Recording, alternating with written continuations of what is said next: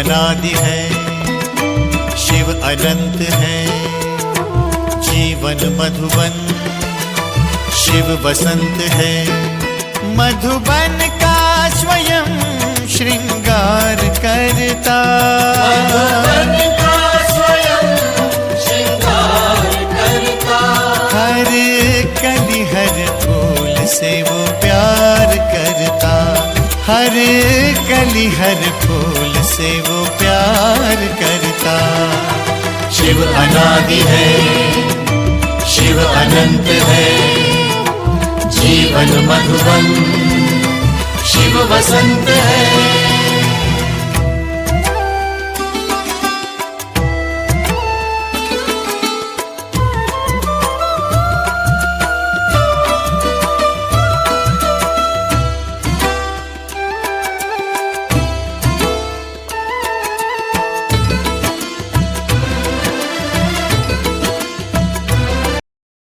मान लो आपने किसी की सेवा की है, किसी की मदद की है, किसी का साथ दिया है, तो भले सामने से वो व्यक्ति आपके लिए ना भी करे, लेकिन आपका तो पुण्य जमा हो गया ना, आपका तो वो सेवा के खाते में चला गया ना, और वो आपको कई गुना होके उसका फल जरूर मिलता है। इसलिए ये कभी नहीं सोचना चाहिए कि जो गलत कर रहे हैं या बुरा कर रहे हैं वो तो सुखी हैं और हम अच्छा कर रहे हैं तो हम दुखी हैं, है ना। कलयुग के लिए क्या गायन करते हैं कि हंस चुकेगा दाना तिनका और कौवा मोती खाएगा, है ना। तो ये कलयुग में है, क्योंकि कलयुग के मनुष्य टेम्पररी सुख के पीछे भाग रहे हैं। लेकिन जो अच्छे मनुष्य होते हैं, जिनका मन सच्चा होता है, जिनके कर्म अच्छे होते हैं, उनको जो सुख है वो आज भले कलयुग में नहीं मिल रहा, लेकिन उनके आगे के सारे जन्म अच्छे होते जा रहे हैं। आगे के जो उनके पुण्य है ना वो जमा होते जा रहे हैं। जैसा देखो, एक पाइप है सपोज, ठीक है, उसमें वो यू शेप का पाइप है, उसमें आधी तरफ जमा है पुण्य कर्म, पुण्य कर्म का फल, और दूसरी तरफ जमा है पाप कर्म का फल, ठीक है। अब जब आप पुण्य कर्म और ज्यादा करना शुरू करते हैं अपनी लाइफ में, ठीक है, तो आप पुण्य कर्म कर रहे हैं तो आपके पुण्य कर्म की साइड और भर रही है, ठीक है, भरना शुरू हुआ। तो जितना आप और पुण्य भर रहे हैं तो इधर से कौन सा निकल रहा है, खाली कौन सा हो रहा है, पाप कर्म वाला फल, ठीक है। तो आप पुण्य करते जा रहे हैं और आपको फल कौन सा मिल रहा है, पाप कर्म वाला। अब आपको ये लग रहा है कि मैं तो इतना अच्छा कर रही हूँ, है ना, फिर भी क्यों दुख आ रहे हैं, फिर भी क्यों परेशानियां आ रही है, क्यों आ रही है, क्योंकि वो आधी तरफ जो पाप भरे हुए थे वो बाहर निकल रहे हैं, उनका रिजल्ट हमें मिल रहा है। लेकिन जब धीरे धीरे आप पुण्य करते जाएंगे, सेवा करते जाएंगे, योग करेंगे, मेडिटेशन करेंगे, अच्छी आदतें अपने अंदर धारण करेंगे, एक टाइम आते आते वो पाप वाली जो साइड है ना वो पूरी खाली हो जाएगी और आपका पूरा जो है स्टॉक भर जाएगा पुण्य कर्मों से। तो यही कलयुग में होता है कि कलयुग में जो भी हमारा जन्म हमने लिया है वो हम कर्जा उतार रहे हैं, यहाँ चुप्त हो रहे हैं। इसलिए हमें कभी भी ये नहीं सोचना चाहिए कि मेरे साथ ही ऐसा क्यों है। कई बार ऐसा होता है कि हम जीवन में सबके साथ अच्छा करते हैं, सबकी महिमा करते हैं, सबकी सेवा करते हैं, लेकिन फिर भी पता नहीं क्यों एक या दो व्यक्ति कोई ऐसे होते हैं जो विदाउट एनी रीजन आप पर ब्लेम करते रहेंगे, ठीक है। मान लो 95% लोग आपके साथ अच्छा चल रहा है, लेकिन कुछ 5% ऐसे होंगे, एक या दो, जो आपको बिना वजह परेशान करेंगे, ठीक है, कुछ ना कुछ कारण से आपकी गलती बताते ही रहेंगे।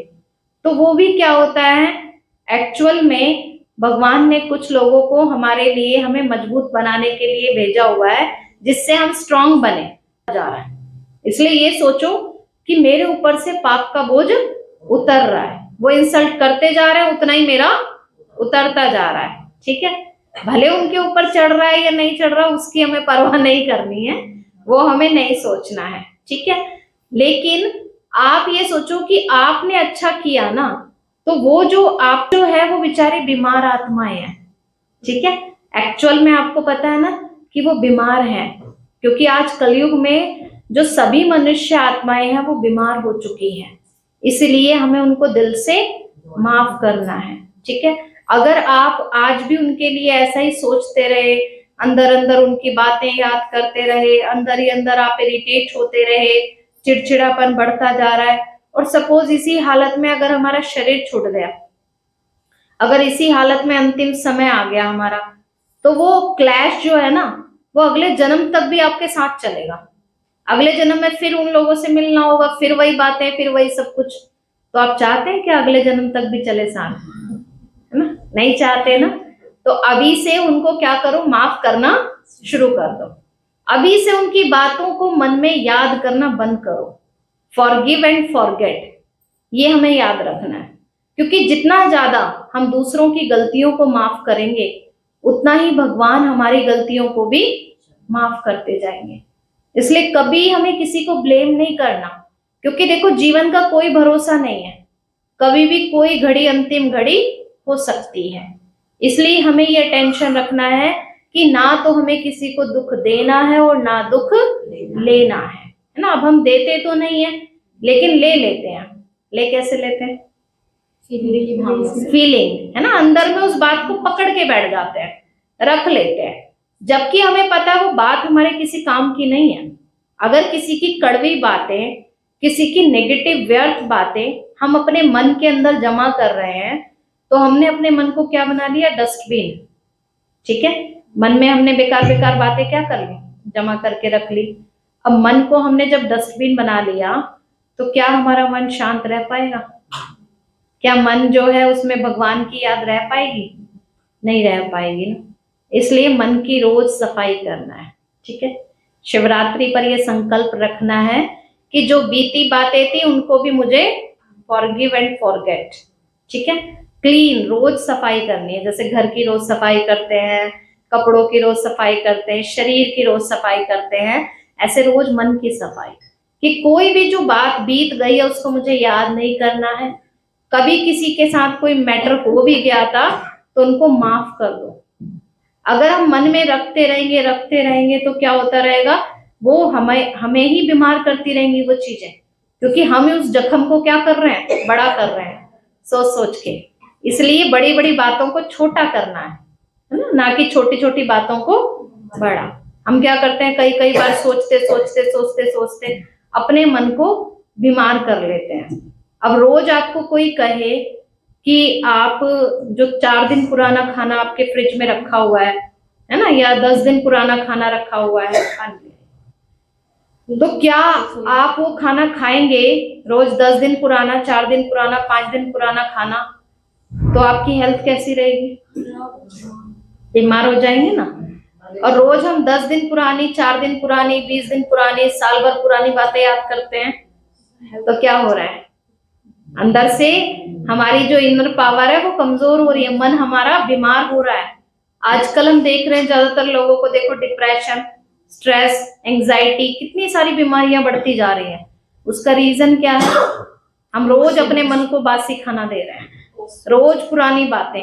अब एक मोबाइल में भी हम एक्स्ट्रा चीजें भर देते हैं ना, तो वो मोबाइल भी काम करना बंद कर देता है। तो आज हमारे भी मन के ऊपर यही असर आ रहा है कि हम एक्स्ट्रा भर रहे हैं, एक बात को लेकर हम खींचते जा रहे हैं, सोचते जा रहे हैं, पकड़ के बैठे हुए हैं, याद करते जा रहे हैं। तो इसलिए आज से संकल्प लेना है कि जो शिवरात्रि पर हमने क्या किया, अकधतूरा चढ़ाया ना, तो अकधतूरा किस बात का प्रतीक होता है? अंदर के जहर का, कड़वाहट का। कोई इंसान उसको खा लेगा ना तो मर सकता है, धतूरा, ये सब जो चीजें हैं।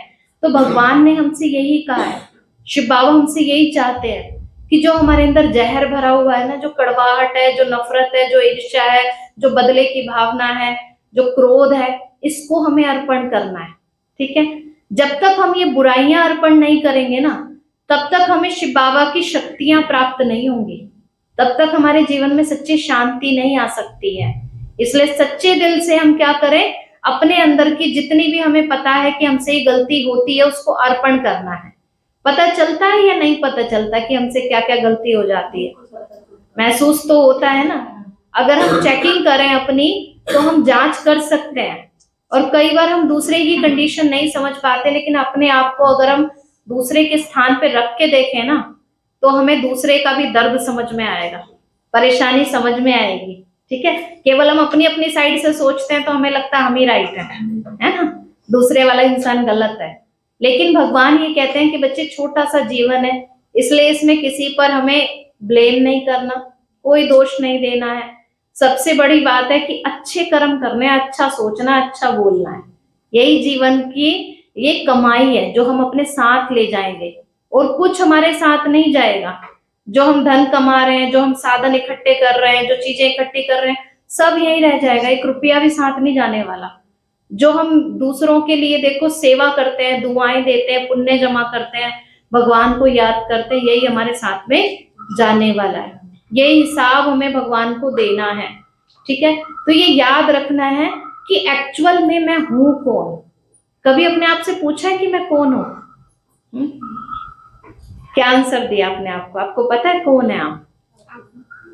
है ना, हम एक्चुअल में कौन है? हम आत्मा है। ये शरीर का नाम तो हमें हमारे माता पिता ने दिया है, ये शरीर भी यहीं रह जाएगा, नाम भी सब भूल जाएंगे, है ना। सब याद करेंगे तो हमारे कर्म, कि हमने जीवन भर कर्म कैसे किए, जीवन में रहते हुए हमने अच्छा कितना किया, ठीक है। तो एक्चुअल में ये शरीर तो यहीं पड़ा रहता है, वो आत्मा निकल के चली जाती है। फिर कितने भी प्यारे मित्र संबंधी होते हैं, वो भी कहते हैं ले जाओ, शरीर को ज्यादा देर रखना भी नहीं चाहते। तो एक्चुअल में सबका जो कनेक्शन है वो किससे है? आत्मा से, ठीक है। अब क्वेश्चन ये है कि आत्मा कैसी होती है, दिखने में कैसी होती है, आत्मा रहती कहाँ है इस शरीर में, ठीक है, और आत्मा जाती कहाँ है इस शरीर को छोड़ने के बाद, क्या आपको पता है? यही सब जानने के लिए हमारे यहाँ पर मेडिटेशन कोर्स कराया जाता है, ठीक है। 7 डेज का कोर्स होता है, बिल्कुल फ्री होता है, आधा पौना घंटे की क्लास होती है। आप करोगे, आपको महसूस होगा सच में जीवन में शांति आती जा रही है। 74% चेंज आपके अंदर वो कोर्स करने के बाद आ जाएगा, ठीक है। तो एक्चुअल में ये शरीर एक केवल क्या है? मिट्टी का पुतला है। इस शरीर को जो चलाने वाली चेतना शक्ति है वो आत्मा ही है। जैसे गाड़ी कितनी भी लंबी चौड़ी सुंदर हो, अगर उसमें ड्राइवर नहीं है तो वो चलेगी नहीं, वैल्यू नहीं है ना। ऐसे ही शरीर भी कितना भी लंबा चौड़ा सुंदर है, लेकिन अगर बैठे बैठे अभी आत्मा निकल जाती है तो इसकी कोई वैल्यू नहीं है, ठीक है। तो आत्मा ही वो शक्ति है जो शरीर को चलाती है। अब आत्मा रहती कहाँ है इस शरीर में?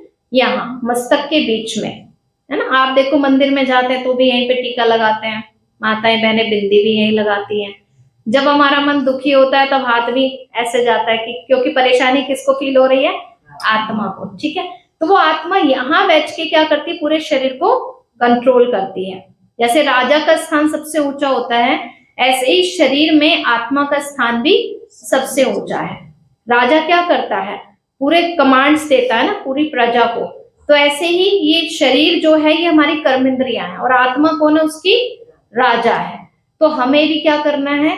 इस शरीर की कर्म इंद्रियों को कमांड्स देनी है कि भगवान ने ये जो जीवन हमें दिया अच्छे कर्म करने के लिए दिया है, भगवान ने शरीर दिया है कि ये हमें अमानत मिली हुई है, गॉड का गिफ्ट है।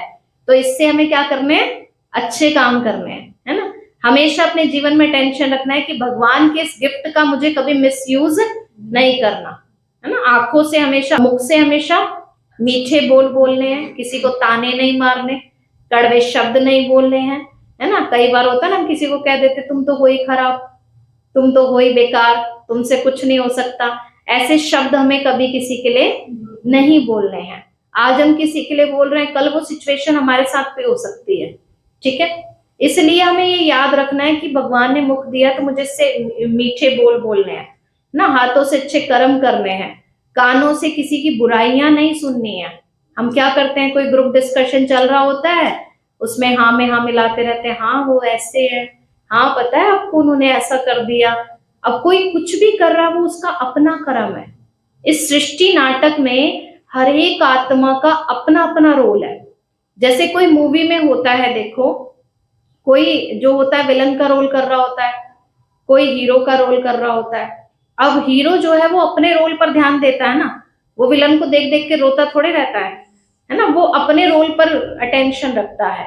तो उसी तरीके से ये धरती पर भी हर एक आत्मा आती है और ये शरीर रूपी ड्रेस पहनते हैं और सब अपना अपना रोल कर रहे हैं यहाँ पर, और हर एक का रोल अपना अपना है, कोई एक दूसरे की तरह नहीं कर सकता है, ठीक है।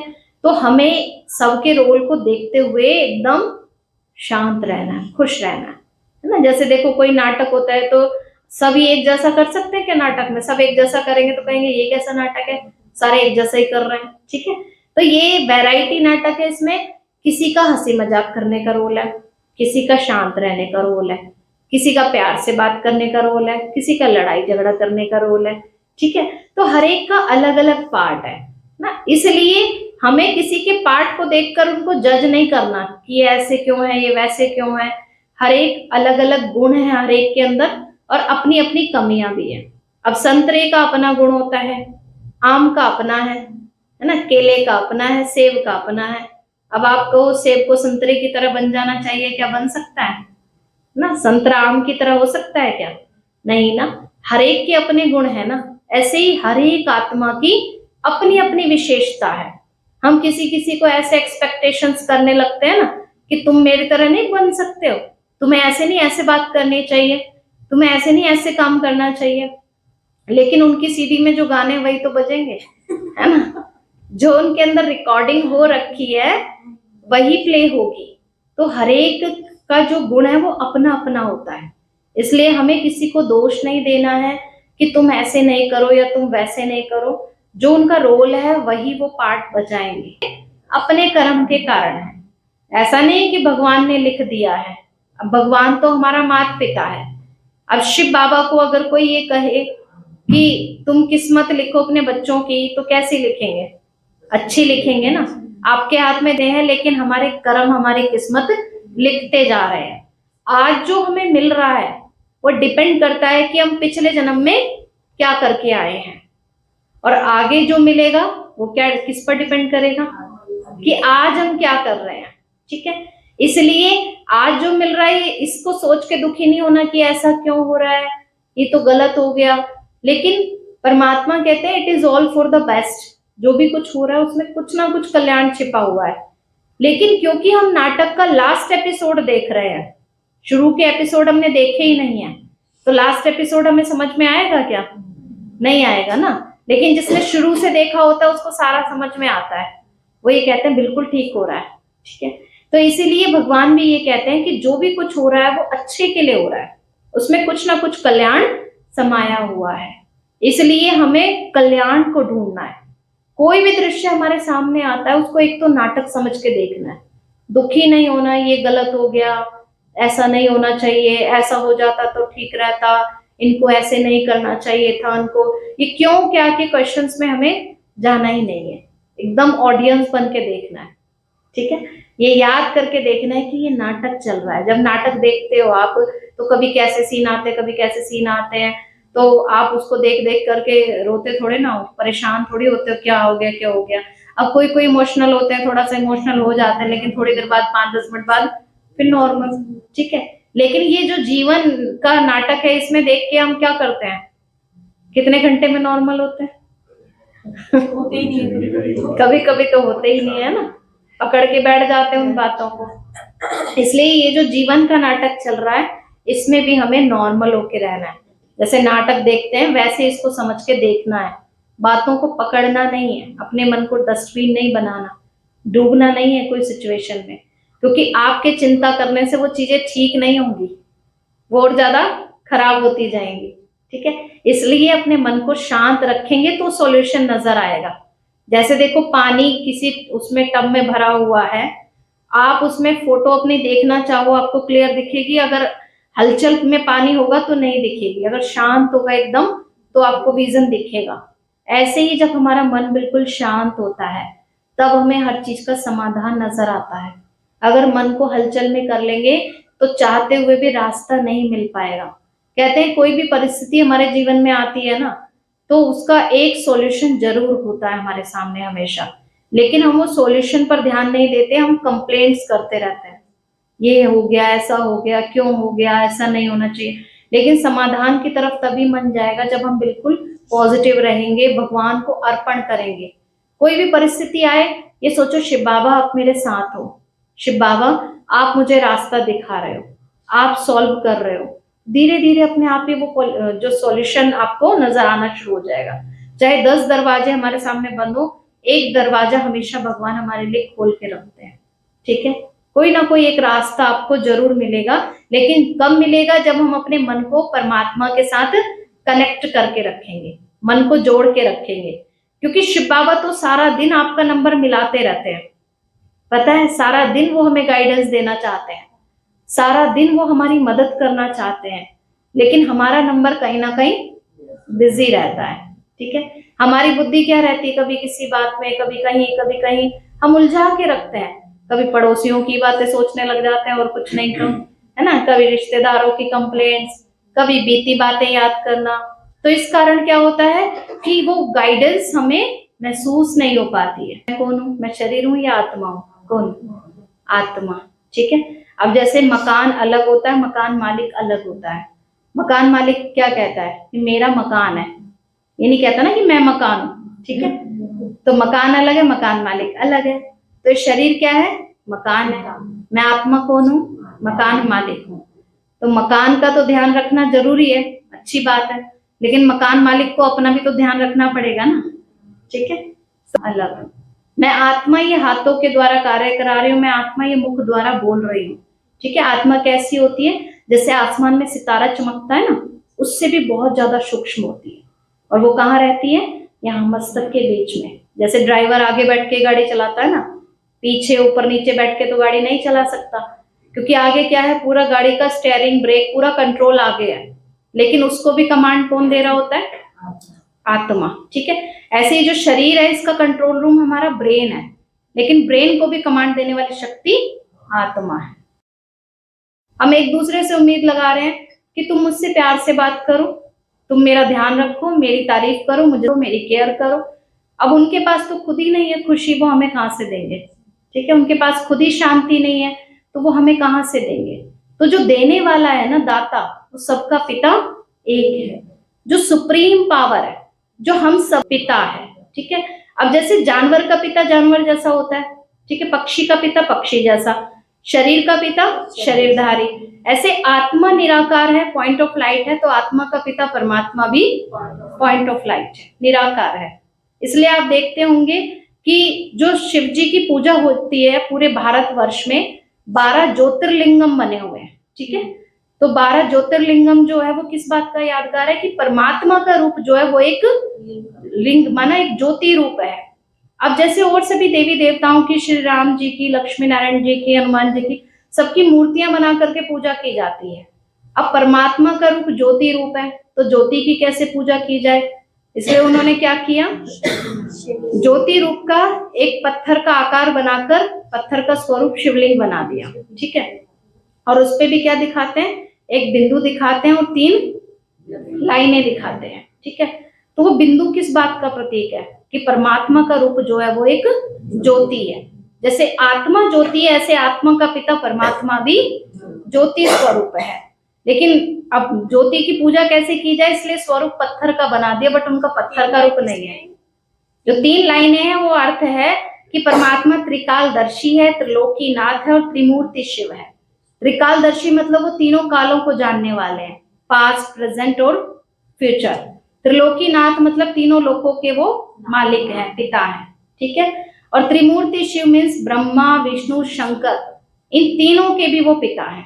ठीक है, इन तीनों को भी वो गाइड करने वाले हैं। ठीक है, तो इसलिए उनका ज्योति रूप जो है पूजा करने के लिए एक आधार शिवलिंग बनाया, बट उनका ज्योति स्वरूप है। जैसे आत्मा एक ज्योति, ऐसे आत्मा का पिता परम पिता परमात्मा भी ज्योति है।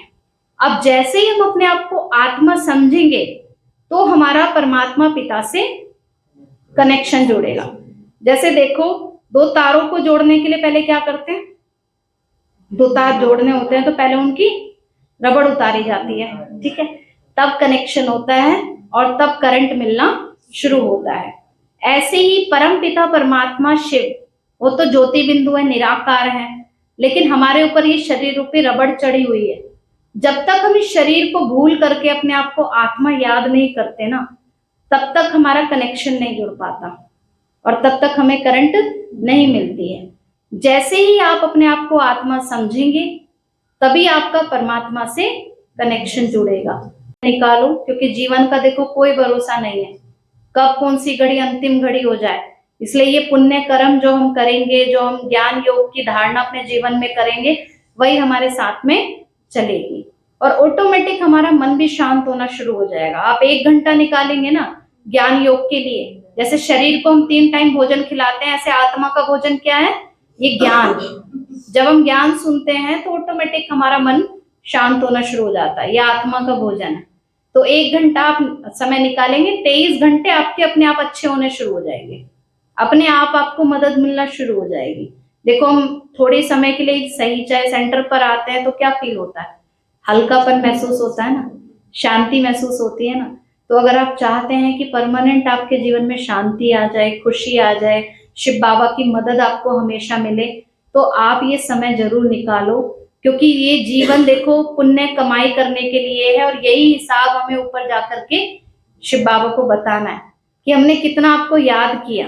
वो ये नहीं पूछेंगे कि खाना कितना बनाया या बर्तन कितने साफ किए, वही पूछेंगे कि तुमने कितना सेवा की, कितना याद किया, कितने पुण्य का खाता जमा किया। क्योंकि इसका मतलब ये नहीं कि भगवान ये कहते हैं कि आप घर का कार्य नहीं करो। यहाँ कोई ऐसी बंदिश नहीं है कि आप अपने घर के कार्य छोड़ के आपको पूरा दिन कोई सेंटर पे बैठ जाना है या तपस्या में लीन हो जाना है, ऐसा नहीं है। आपको छोड़ ही नहीं सकते, क्योंकि देखो वो भी हमारी सेवा है। जो हम घर पे कार्य कर रहे हैं ये भी सेवा समझ के करना है। ये नहीं समझ के करना मेरे बच्चे हैं, ये समझ के करो भगवान ने मुझे सेवा दी है, उनके बच्चे हैं, उनका घर है, वही चला रहे हैं। मैं तो केवल एक निमित्त मात्र हूँ, सेवा कर रही हूँ। ठीक है, आपको कोई यहाँ पे बंधन नहीं है कि ये छोड़ना पड़ेगा या ये नहीं कर सकते। आप सब अपनी जिम्मेवारियां पूरी करते हुए 1 घंटा बस मेडिटेशन का अभ्यास करेंगे, आप पूरा दिन के लिए चार्ज हो जाएंगे। जैसे सुबह उठते मोबाइल चार्ज करते हैं ना, ऐसे सुबह उठते ही अपनी चार्जिंग करनी है मेडिटेशन करके। तो आप महसूस करेंगे कि आपके जीवन में अपने आप ही सब कुछ अच्छा होने लगेगा, भाग्य आपका बढ़ना शुरू हो जाएगा। ठीक है, अच्छा, ओम शांति।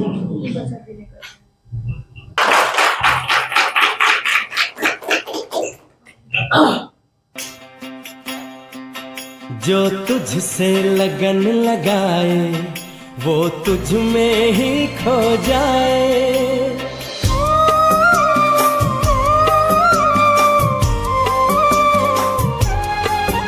जो तुझसे लगन लगाए वो तुझ में ही खो जाए। जो तुझसे योग लगाए वो परमानंद को पाए। तू सत्य है, तू शक्ति है, तू सत्य है, तू शक्ति है। जो तुझसे लगन लगाए वो तुझ में ही खो जाए। जो तुझसे योग लगाए वो परमानंद को पाए।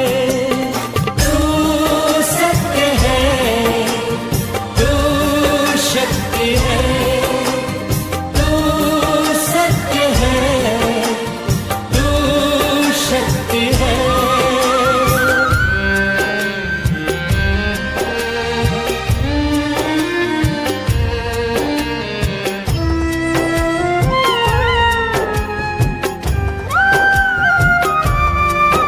तू प्रेम का गहरा सागर, हम सारे तेरे मोती। हम सब का तू ही रचयिता, हम सब हैं रचना तेरी।